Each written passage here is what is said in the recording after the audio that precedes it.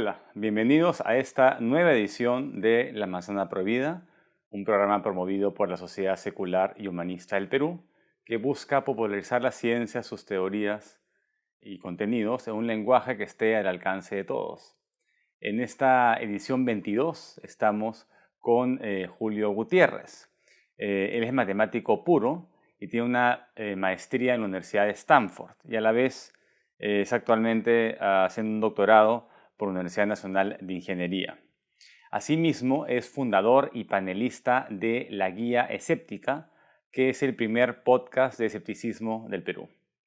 Buenas noches, Julio. Gracias por venir al programa. Hola, Víctor. Gracias por invitarme a La Manzana. Estamos acá para hablar un poco sobre matemáticas y sobre estadística y probabilidades. No sé si nos puedes explicar cómo puede un pensamiento matemático ayudarnos a mejorar nuestra manera de pensar. Bueno, la primera idea es la relación que hay entre la probabilidad y el mundo, ¿no? La probabilidad sirve justamente para medir la incertidumbre que hay en el mundo. Digamos, uno no sabe qué va a pasar con certeza en el futuro. Uno no puede predecir el futuro. Cuando uno tira un dado no sabe qué número va a salir. Pero podemos medir esa incertidumbre, ¿no? Podemos decir, por ejemplo, cuando uno tira un dado que todos los números son igualmente probables de salir.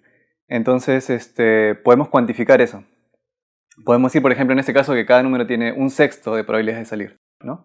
O un 16% en porcentajes. Entonces la idea es que esa teoría se puede formalizar por el lado de matemáticas y también tiene aplicaciones en la vida real. O sea, realmente cuando uno tira el dado muchas veces, se observa que en la sexta parte sale el número 5, por ejemplo. Entonces tiene una aplicación. Entonces, si uno tira los dados suficientes veces, al final la probabilidad de que salga cada número es un sexto del total, ¿no? A pesar de que hayan, digamos, no puede tirar el dado y puede salir todo el tiempo 6. Eso no quiere decir que está predestinado para salir 6. Es altamente improbable, pero se puede dar. Sí, sería bien improbable, pero sí, existiría la probabilidad, ¿no? La mayoría de gente tiene un pensamiento dicotómico, ¿no? O las cosas son ciertas o no son ciertas, o es verdad o es mentira, ¿no? No hay puntos medios, ¿no? Bueno, la idea es justamente dejar de pensar en blanco y negro, en dos cosas completamente opuestas, y pensar en un espectro de verdad. O sea, pensar que la verdad tiene un nivel de certeza, ¿no? Mientras me voy acercando al 100%, si es algo como más probable, y mientras me acerco al 0%, menos probable. Por ejemplo, en estos casos médicos, bueno, para poder obtener verdades médicas se realizan estudios, ¿no? Y esos estudios tienen un cierto nivel de confianza. Entonces, si tú piensas, por ejemplo, que algo tiene un 95% de confianza, sabes que va a funcionar un 95% de las veces. O eso esperarías, ¿no? Que va a funcionar más o menos en un 95% de las veces. Digamos, como las pastillas anticonceptivas, ¿no? Que te garantizan más de un 90% de confiabilidad. El preservativo creo que no llega ni a 80%, ¿no? Se esperaría que en alguno de los casos falle. Sí, claro, eso es. Se esperaría que en algunos casos falle, ¿no? No hay certeza absoluta, ¿no? ¿Y eso no haría a las personas más intranquilas? O sea, ¿cómo vives en un mundo de probabilidades? Sí tiene una utilidad, digamos, pensar en algunas cosas que muy probables como que casi ciertas, porque al final uno tiene que tomar decisiones. Y las decisiones uno las toma de acuerdo a lo que a uno le parece más certero, ¿no? Pero hay cosas que no son donde no hay tanta certeza. Y por eso es que uno tiene que pensar en este tipo de cosas, porque uno tiene que estar dispuesto a evaluar, digamos, los posibles resultados con diferentes probabilidades para tomar la mejor decisión. Y tiene que tener esas probabilidades bien calibradas. Porque si es que yo pienso que algo es muy seguro y en verdad estaba equivocado, me puedo dar contra la pared. Entonces, por eso que es conveniente. Y lo otro sería justamente pensar, si es que ya quiero tener las probabilidades bien calibradas, ¿qué es lo que debo hacer, no? ¿Cómo puedo hacer para tener mis probabilidades bien calibradas? ¿Cómo harías? Bueno, lo que voy a decir básicamente es una cosa de sentido común, pero se puede formalizar en matemáticas, ¿no? La idea es que tú tienes que ir modificando tus creencias, digamos, de acuerdo a la evidencia que se te presenta en el mundo. O sea, tienes que tener un sistema abierto en el que utilizas toda la evidencia y estás, ¿no?, para crear un modelo del mundo, una creencia, que de ahí en sí mismo tiene que estar abierta a modificarse o a cambiar de acuerdo a nueva evidencia que venga del mundo. Vamos a poner por ejemplos extremos como las teorías conspiranoicas. ¿Cuál es la probabilidad de que sean ciertas? Exacto. Uno debería poder cambiar su manera de pensar en estos eventos de acuerdo a la evidencia que se te presenta, ¿no? Por ejemplo, las personas que son negacionistas del ataque del 11 de septiembre, ¿no? ¿Piensan que no se dio el ataque o que piensan que el gobierno de Estados Unidos generó el ataque? Hay de varios tipos. Hay algunas que piensan que no se dio el ataque, otras que piensan que el gobierno de Estados Unidos realizó el ataque. Hay diferentes tipos, ¿no? Y la verdad es que una persona común y corriente no puede estar completamente segura, ¿no? Yo no estoy completamente seguro porque yo no he estado ahí, no me consta, pero recibo información de muchos lados. Y recibo evidencia a favor y evidencia en contra, ¿no? Hay algunos que dicen que los edificios no pudieron caer así, etcétera, ¿no? Pero la idea es preguntarse qué clase de evidencia haría que yo cambie mi forma de pensar, ¿no? La idea de que a la hora que el avión choca en la estructura, se tumba algunas columnas, algunas estructuras, pero no las suficientes como para que colapse, digamos, el edificio, ¿no? Pero sí se incendió, ¿no? Se incendió y un poco el argumento era ya, los aviones estaban cargados de combustible y se incendiaron y se llegó a una temperatura bien alta, pero no se llegó a la temperatura lo suficientemente alta como para que se derrite el metal y se cae la estructura. Pero eso es falso, porque tú no necesitas llegar a una temperatura de derritimiento del metal para que se fatigue. Con la temperatura que llegó, se dio la fatiga y con eso cayeron los edificios sin que se derrite el metal, ¿no? Entonces un poco era la idea, esta falsa, ¿no?, esta falacia, ¿no?, de que tiene que llegar a la temperatura de derretimiento para que pierda potencia, cuando en realidad pierde potencia cada vez que se calienta un poco, ¿no? Entonces sería interesante, claro, poner a prueba esas diferentes líneas de información, ¿no? Bueno, hay muchas formas de pensar en la probabilidad, ¿no? Uno puede pensar en una forma de qué es lo que va a obtener en el futuro, ¿no? Cuando tira un dado muchas veces, por ejemplo. Y otra forma es pensar qué tan seguro estoy de algo, ¿no? Qué tan seguro estoy, por ejemplo, de que en una elección gane el candidato A o gane el candidato B, ¿no? Por decirlo. ¿Qué quiere decir eso? ¿Qué quiere decir, por ejemplo, que estoy 70% seguro que gane el candidato A si la elección se va a dar solo una vez? No se va a repetir. O sea, no puedo hacer la elección 1000 veces y esperar que 700 veces gane el candidato A, ¿no? ¿Cómo se interpretaría esa creencia? Una forma de pensarlo es, de repente, pensar que hay posibles mundos en el cual estamos viviendo y la probabilidad de estar en un mundo donde gane el candidato A puede ser 70%, de repente, ¿no? Esa sería una forma alternativa de pensar en la probabilidad. O sea, ¿cómo pueden utilizar, digamos, las personas escépticas las leyes de la naturaleza para hacer predicciones a futuro? La idea es que tú generes un sistema donde intentes predecir, ¿no? Intentes predecir cosas. Y eso lo puedes practicar tú mismo. Intentas predecir qué va a pasar con tu vida, ¿no? Por ejemplo, ahora con internet se puede todo, ¿no? Pero si no tienes internet, podrías predecir si el restaurante donde vas está abierto o cerrado, de repente. Y de repente ver qué tan seguro estás de tus propias creencias, ¿no? Claro, pues si son las 4 de la tarde, probablemente está abierto, o las 3 de la tarde porque la gente almuerza a esa hora. Pero ¿cuál es la probabilidad de que esté abierto a las 3 de la mañana? Claro, por ejemplo, ¿no? Entonces tú le asignarías una probabilidad bien baja. Te voy a dar un ejemplo de ciencias de la computación, ¿ya? No sé si has visto los criptogramas. Los criptogramas son como una especie de acertijo donde todas las letras las cambias por un simbolito diferente. Y tú tienes que tratar de descifrar el mensaje de eso, ¿no? Entonces, es conocido que la letra más común en el español es la E, ¿no? Entonces, al simbolito que se repita más, tú le asignarías más probabilidades de que sea la letra E, ¿no? Algo similar se puede hacer también con secuencias de letras. O sea, ¿qué tanto es más probable que después de la A venga una L o que después de una W venga una Z? Digamos, después de una A o una L sería más probable que una WZ, ¿no? Entonces, eso se podría utilizar para descifrar los mensajes, ¿no? ¿Cómo hace Google para saber si lo que has tipeado es realmente lo que has querido tipear? Por ejemplo, ¿no? ¿Qué pasa si escribiste la palabra random? O escribiste la palabra radon, ¿no? Esto lo leí la otra vez. Escribiste la palabra radon. ¿Cómo hace Google para saber si es que realmente quisiste escribir la palabra random o te referías a la ciudad Radom de Polonia? Lo que tiene que saber es qué tan probable es que una persona se refiera a la palabra random y qué tan probable es que una persona se refiera a la ciudad. Digamos, esta ciudad que no es muy conocida, no es tan probable que uno se refiera a ella, ¿no? Es más probable que uno se refiera a la palabra random, ¿no? Y esos serían digamos, tus probabilidades a priori, por decirlo así. ¿Y cuáles serían tus probabilidades a posteriori? Serían, ¿qué tan probable es que una persona se equivoque al tipear? ¿No? Yo justo le quería preguntar a Julio, ¿cuál es la probabilidad de que en ese universo esta manzana sea roja? No sé, ¿tú qué opinas? Primero vamos a verla bien. Sí, parece que es roja. Parece que es roja. Yo diría que tiene un 99.999% de ser roja. Me puedo equivocar de todas maneras. El punto es que en otro universo, de repente, antes de verla, sin saber en qué universo estoy, podría considerar que estoy en un universo donde la manzana es verde, antes de verla, ¿no?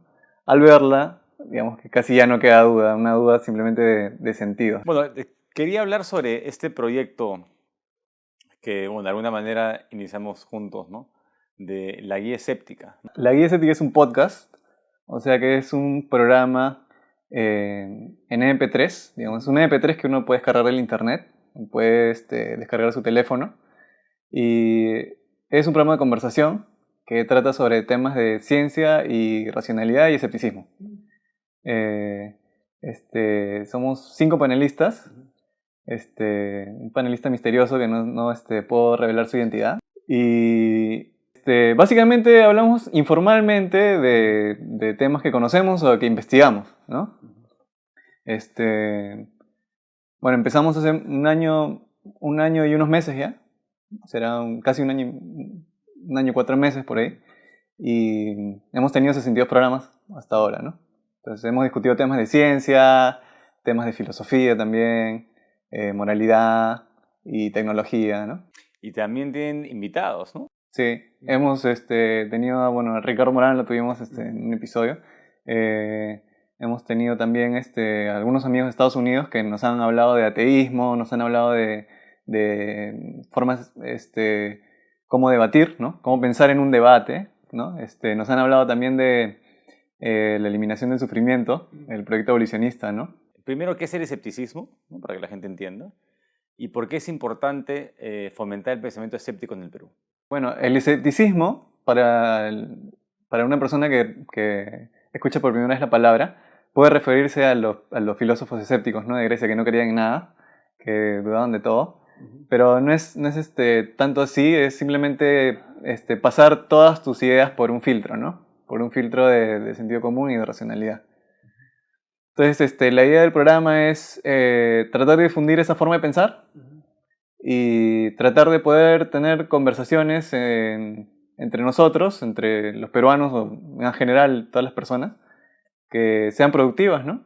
Y es interesante porque también hay mensajes y correcciones, ¿no? Eso están abiertos a cambiar las cosas que se dicen en el programa de acuerdo a las críticas de los que escuchan, ¿no? Sí, de hecho, siempre cada 5 programas más o menos leemos los mensajes que nos han mandado y hacemos las correcciones necesarias, ¿no? Esa es la idea de nosotros también ir cambiando nuestras ideas, ¿no? También se tratan bastante de las falacias, ¿no? ¿Qué es una falacia? Bueno, hay las falacias, lo que le denominan falacias lógicas formales e informales. Bueno, las formales, bueno, sean dentro de un contexto académico, ¿no? Una mala argumentación. Y las informales son diferentes tipos de argumentación que no contribuyen al argumento, ¿no? Por ejemplo, las falacias ad hominem, ¿no? Donde uno, en lugar de responder a las ideas de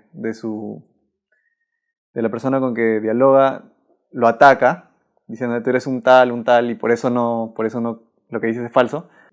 O ¿cómo es? Ad verecundiam, ¿no? Donde uno cree que lo que alguien dice es cierto solo porque viene de una posición de poder, Y así, diferentes tipos, ¿no? Y algo importante también, que es algo que tenía en mente últimamente, es lo de la falacia del hombre de paja, ¿no? Que es reducir el argumento de la otra persona a un argumento caricaturizado, que no es realmente ese argumento, ¿no? O sea, hacer una interpretación exagerada o burlona de la persona que no es cierta. Lo contrario sería el hombre de acero, ¿no? Tratar de reforzar el argumento de otro oponente, ¿no? Y de repente no ir a ese extremo, pero sí tratar de entender. ¿Por qué es importante saber de ciencia y por qué la ciencia o el método científico tendría que ser más exacto o superior de alguna manera que otros métodos? O sea, ¿por qué el método científico? Bueno, el método científico, si se ponen a pensar, también es un método de sentido común, ¿no? O sea, surgió para resolver el problema de tener un método estandarizado. ¿Por qué se necesita? Porque se garantiza un estándar, ¿no? El estándar de generar hipótesis y testear bien, que es muy importante. Y se generan, digamos, verdades que yo conozco más o menos qué incertidumbre tienen, ¿no? Porque lo que estamos conversando de los medicamentos que de repente son 95% efectivos, ya sabes, te está diciendo la incertidumbre que en 20 casos de repente te falla uno. Y no es que sea malo, sino que así es, pues, ¿no? Esa es la incertidumbre en la que vivimos, ¿no? Ahora, estaba pensando también en los medicamentos que están diseñados de acuerdo a la genética, ¿no? Que sería la era de medicamentos, ¿no? De acuerdo a tu genética te recetan algo, ¿no? Pero justamente son mucho más difíciles de testear, ¿no? Entonces ahí también hay un reto, ¿no? Para la ciencia. Sí, igual también hay una probabilidad de que no funcionen. Es como, digamos, mandas a sacar copia una llave, ¿no? Y hasta que no la pruebas no tienes la certeza si va a funcionar, ¿no? Pero lo más probable es que sí funcione, ¿no? Pero hay una probabilidad de que no funcione, ¿no? Y no lo vas a saber hasta que lo pongas a prueba, ¿no? Interesante, ¿no? Hemos regresado al tema de las probabilidades, ¿no? ¿Tú dirías que es importante que las personas, exclusivamente los peruanos, ¿no? En este caso, lleguen a un pensamiento probabilístico lo antes posible para descartar algunas de las creencias pseudocientíficas? De hecho, yo no pienso completamente en probabilidades, ¿no? Yo en mi vida, si pienso algo, me lo creo mientras lo esté pensando.